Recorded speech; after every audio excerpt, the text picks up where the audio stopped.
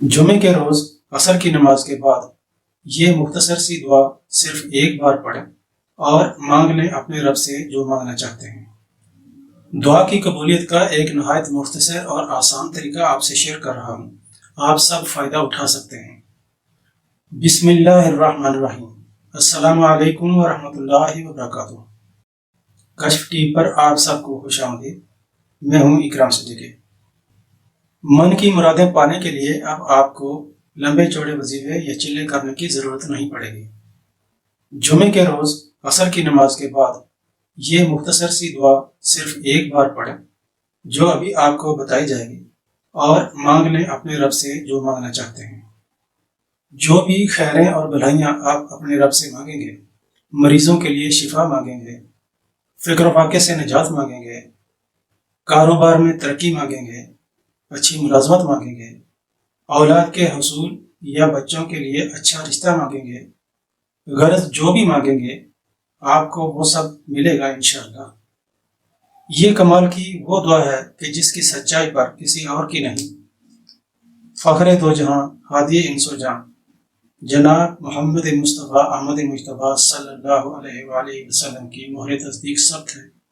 اپنی بات کی سچائی میں اس سے بڑھ کر نہ تو کوئی شہادت ہو سکتی ہے اور نہ ہی اس کی ضرورت۔ حضرت ابو درداء رضی اللہ تعالیٰ عنہ فرماتے ہیں کہ ایک بار ہم نبی کریم صلی اللہ علیہ وآلہ وسلم کے پیچھے عصر کی نماز ادا کر رہے تھے کہ ہمارے سامنے سے ایک کتا گزرا۔ وہ چند قدم ہی آگے بڑھ پایا تھا کہ وہیں پہ مر گیا۔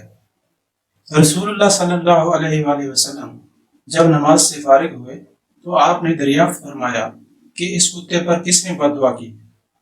چنانچہ نمازیوں میں سے ایک نمازی نے کہا کہ یا رسول اللہ میں نے کی تھی۔ آپ نے دریافت فرمایا کہ اس دعا کے الفاظ کیا تھے؟ اس شخص نے جواب میں وہ الفاظ بتا دیے۔ آپ صلی اللہ علیہ وآلہ وسلم نے فرمایا کہ تم نے جس اسم اعظم کے وسیلے سے دعا کی ہے، جو شخص اس اسم اعظم کے وسیلے سے دعا مانگتا ہے وہ ضرور پوری ہوتی ہے، اور دعا مانگنے والے کو منہ مانگی مراد ملتی ہے۔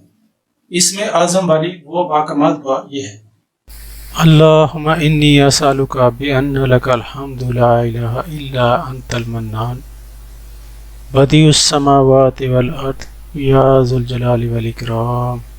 دعا مانگنے والے صحابی نے چونکہ کتے کے لیے بد دعا کی تھی، اس لیے وہ الفاظ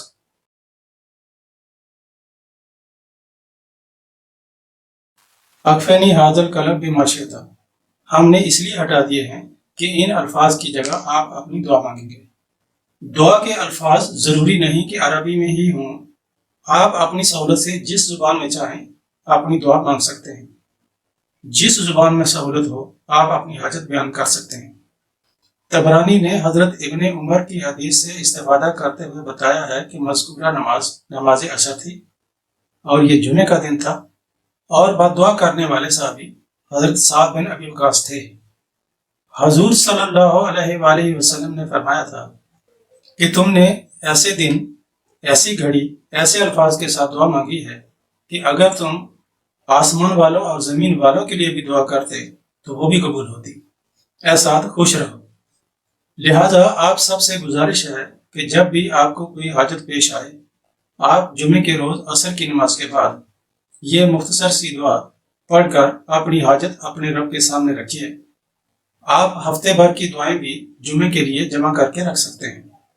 عصر کی نماز باجماعت ادا کریں اور اس کے بعد اپنی جگہ پر ہی بیٹھے رہیں، یہ دعا پڑھیں اور اپنی جو بھی آپ کی دعائیں ہیں، مرادیں ہیں، وہ سب اپنے رب کے سامنے رکھیے اور مانگ لیجئے جو کچھ مانگنا چاہتے ہیں۔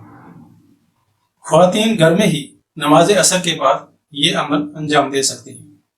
ویڈیو اچھی لگی ہو تو پلیز چینل کو سبسکرائب کر لیجئے، اسے اپنے دوستوں اور عزیزوں میں بھی شیئر کیجئے کہ بھلائی کی بات کو دوسروں تک پہنچانا بھی نیکی ہے۔